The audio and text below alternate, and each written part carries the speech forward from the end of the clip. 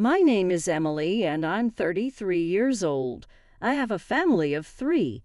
My husband, Bob, who is the same age as me, and our 3-year-old daughter, Jessica. Bob's family runs a tutoring school.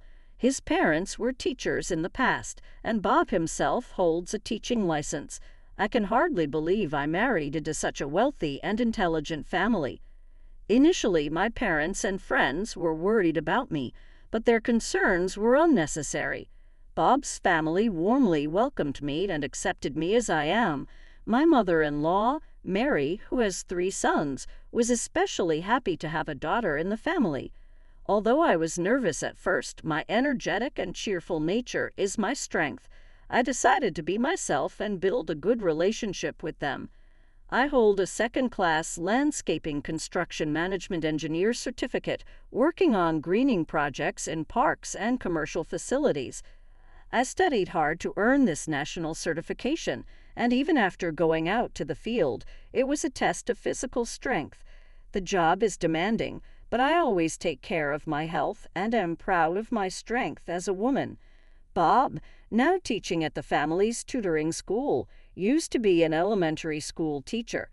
We first met when I visited his school for a greening project meeting. After giving birth, I took maternity leave and just returned to work last year. With my daughter still young, I prioritized family.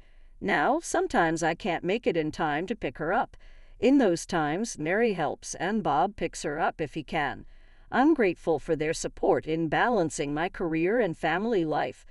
However, there is one person in my married life who troubles me, my sister-in-law, Lisa. She is Bob's brother's wife. Bob is the second of 3 brothers, with the youngest being single. The eldest son, Jacob, is married to Lisa, who is mainly a housewife but also helps with the tutoring school's accounting and administration. She seems to plan on sending her 5-year-old son to a private elementary school. From the first meeting at my in-laws' house, I knew she had different values and ways of thinking from mine. PTI, always well-dressed and smiling. I initially thought she was lovely, but she turned out to be two-faced. One time, while hopping in the kitchen, she changed her demeanor when Mary left. "Can't you do something about your dress?" she snapped, her voice and demeanor so different from her usual self. "You're always wearing scruffy, dirty-looking clothes. Don't you see you're the odd one out here? It's embarrassing for me." "Well, I need to move easily. My daughter is still small, and I have to chase her," I replied. "I have a child too, you know." She sighed dramatically, about to say more, but reverted to her usual self when Mary returned. "What were you two chatting about so animatedly?" Mary asked. "Oh, just some parenting talk," Lisa said, her voice instantly changing. Amazing how she switches personalities like a sensor that changes her demeanor when Mary appears, I thought. "Really?" Mary asked, looking at me. "Yes, just talking about our kids," I confirmed. Lisa nodded in satisfaction at my response. I'm not scared of Lisa or anything, but I didn't want to make a fuss over such petty remarks or worry Mary unnecessarily. Some of my friends struggle with mother-in-law issues. It's commonly heard that mothers-in-law can be a source of stress. Compared to that, I'm lucky to have a kind mother-in-law who supports my work. I thought I could handle Lisa's snide comments, but she continued to belittle me whenever we met. Once, while traveling for work, I ran into her chatting with 2 or 3 other moms. We made eye contact, and it would have been strange to ignore her. "Hello," Lisa said with a smile.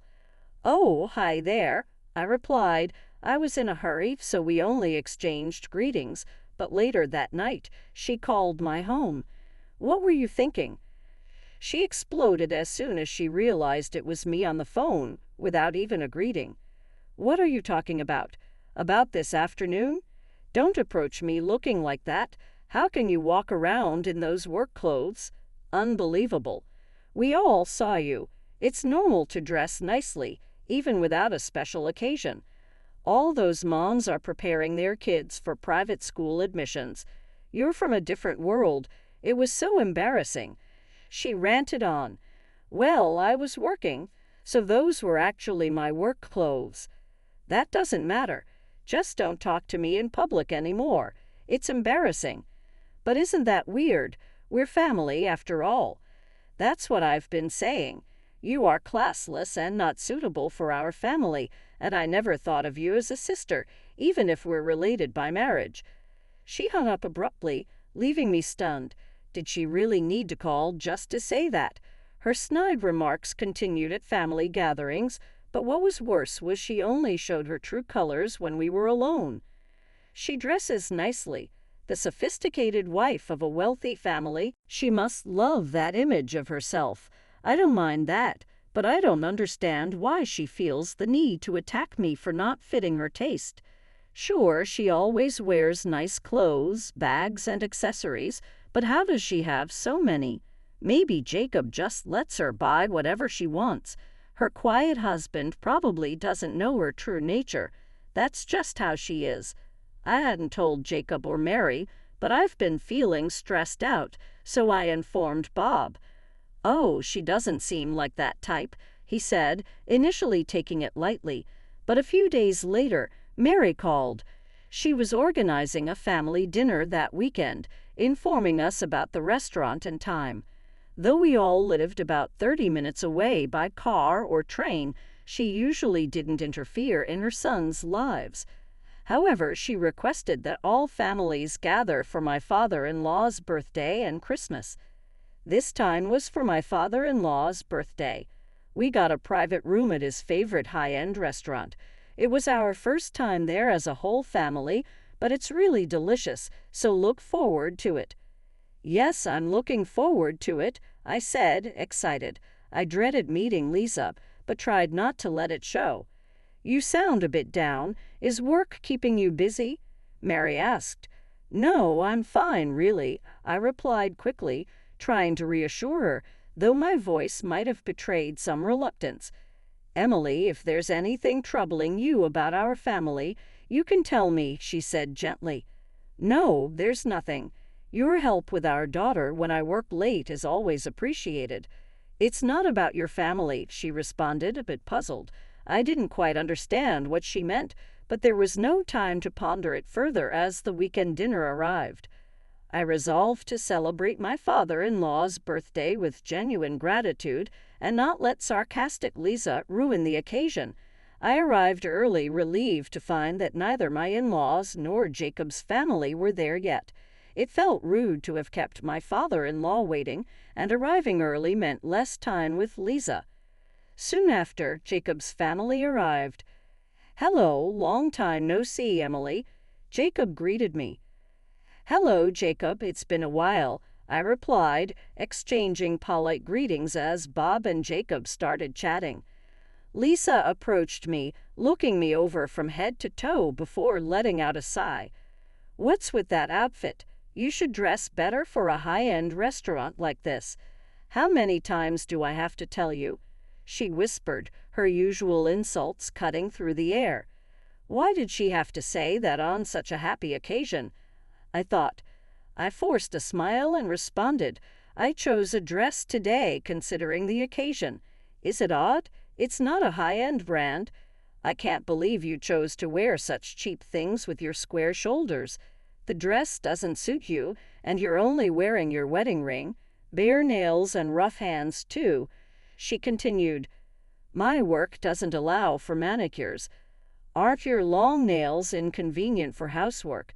I catered, keeping my voice steady. Handling plants and soil often ruins my hands. Not being able to wear nail polish is trivial to me.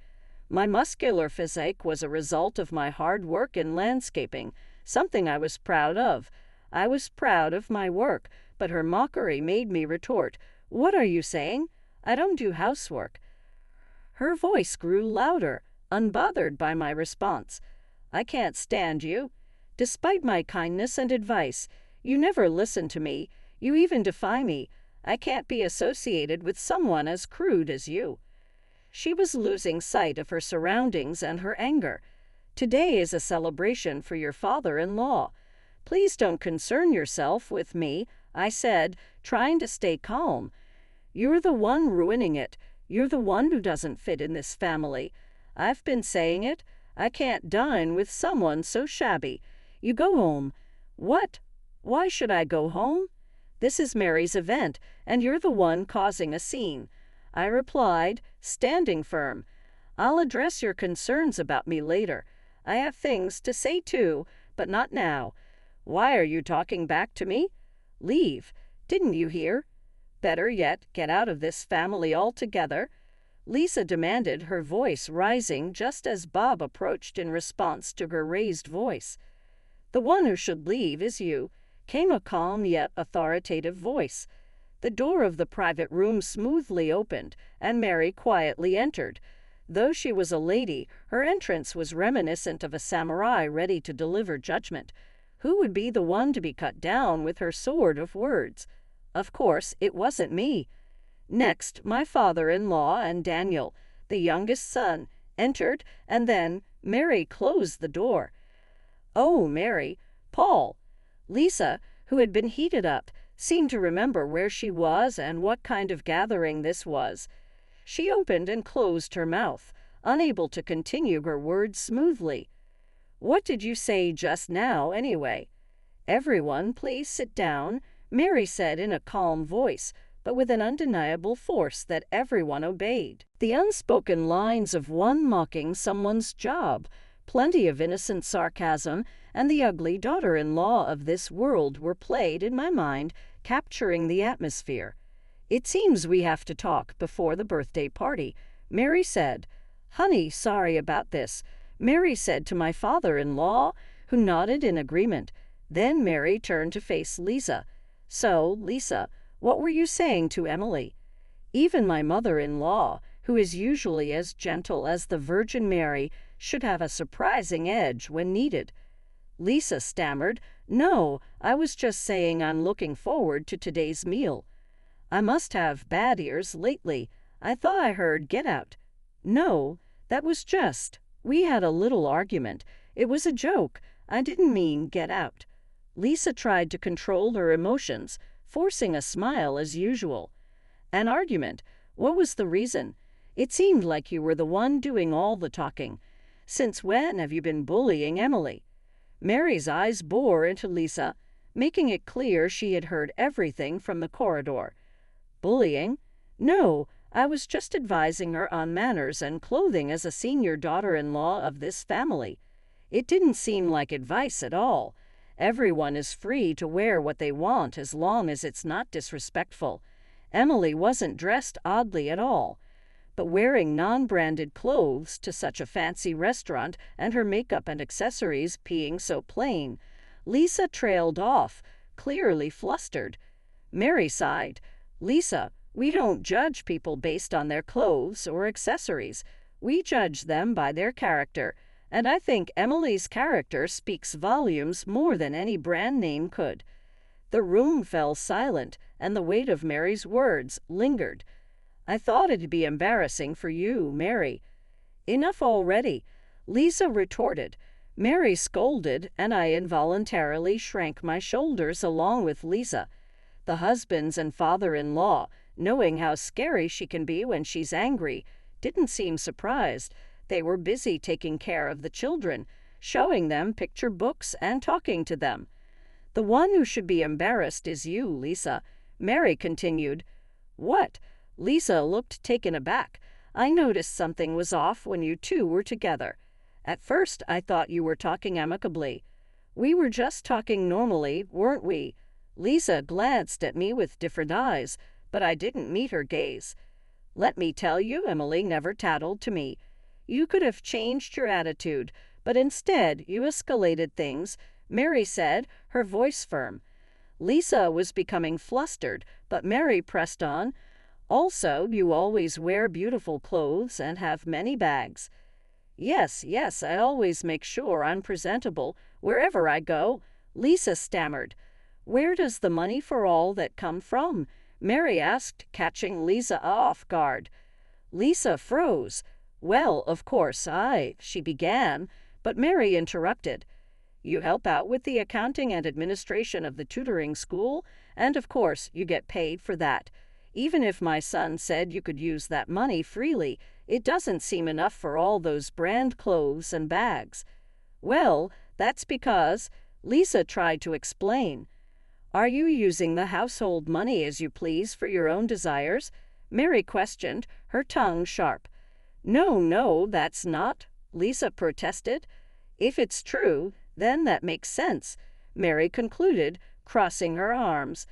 "I was also curious about where the money was coming from.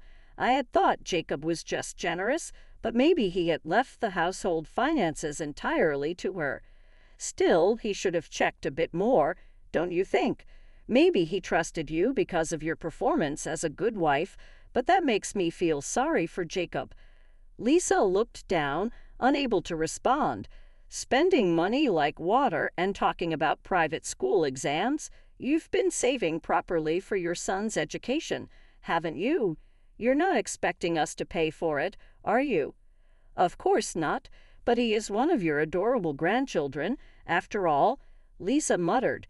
"True, and we do love our grandchildren. We'd like to help with educational funds," Mary acknowledged, her voice softening slightly. "When necessary, that's right, isn't it? You get that if you leave our house," Mary stated firmly. "What? No, Mary, there's no need for that. I apologize for telling Emily to leave." Lisa's tone was suddenly contrite. "Emily," she continued, using my name for the first time, "you can forgive her, right? We're sisters after all." "Sisters," I replied, keeping my voice steady. "Only as long as you're my brother's wife." "Shall I repeat what you said?" Mary signaled with her eyes for me to continue, so I did. "You said you didn't want to become family, even in-laws, and that you never considered me a sister." Lisa made a strange noise, taken aback by my words. "It's not just a matter of the household finances," Mary interjected. "You've been dipping into the school's funds, haven't you?" Lisa was speechless, her eyes wide with shock. "Is that true?" I was truly surprised by Mary's revelation. I had suspected Lisa was using household money freely, but I never imagined she was also meddling with the finances of the tutoring school run by my in-laws. "It seems you were clever enough not to get caught, so it took a while to figure it out," Mary continued. "Charlie, who has been doing our accounts for years, you deceived him too, didn't you?" Lisa turned pale. "The gifts for the teaching material suppliers and the thank you gifts for the teachers who conduct seminars. We trusted you with such shopping. But the amounts on the receipts gradually increased, as did the frequency. You said things like I was told to give it as a birthday present, or I was asked by Bob or Mary." "That's not true," Lisa exclaimed, her voice faltering. "What are you talking about? Giving department store items other than confectionery as gifts is something we never did before, but we trusted you because you were our daughter-in-law. The lunch expenses for taking part-time teachers out, you were actually using them for lunches and tea with your mom friends." Mary's tone was cold and unyielding. "The questionable receipts gradually increased, and finally, Charlie came to consult us. Even before that, my son had noticed and started investigating. You betrayed everyone's trust. For you, dressing up seems to be the most important thing." "No, it wasn't me," Lisa said, her voice faint. She looked at Jacob for support, but he only gave her a cold stare. "If what's been said is true, that's only natural. Emily is the opposite of you. Sure, she's a bit indifferent to fashion, but she puts her family and work first, putting herself second. You mocked her job without really understanding it, but being a landscape construction manager is an impressive qualification. She must have studied hard to earn it." As I listened, I felt a sense of relief, seeing Lisa get a taste of her own medicine. Mary's sudden praise for my efforts caught me off guard and made me emotional. She's a person with determination, so I thought if she wants to continue her job, we should respect that. Have you ever seen her work, unbothered by dirt or mud on her clothes and hands, working with such vigor? Would you mock such a person? Hearing her words brought tears to my eyes. Lisa, with no more excuses or pretense, simply hung her head low. Our tutoring school may not be as big as the national chains, but we've gained trust by caring for our teachers and students. It's about the people, the heart. The one who doesn't fit here is you. You are the one who should leave, Mary declared firmly, exuding such cool composure that I almost wanted to applaud her. After that, Lisa, who had played the role of an elegant ideal wife, was asked to leave the wealthy household. Jacob set up a meeting to discuss their situation, but even then, Lisa refused to admit her faults and lashed out in anger. This led Jacob to decide on a divorce. With the discovery of her embezzlement, she couldn't claim any alimony and was left with nothing. Jacob retained custody of their son, and with the support of my in-laws, they planned to continue their lives as usual.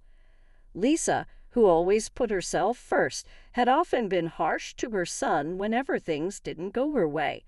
However, reassured by his father and grandparents, the boy seemed to understand everything.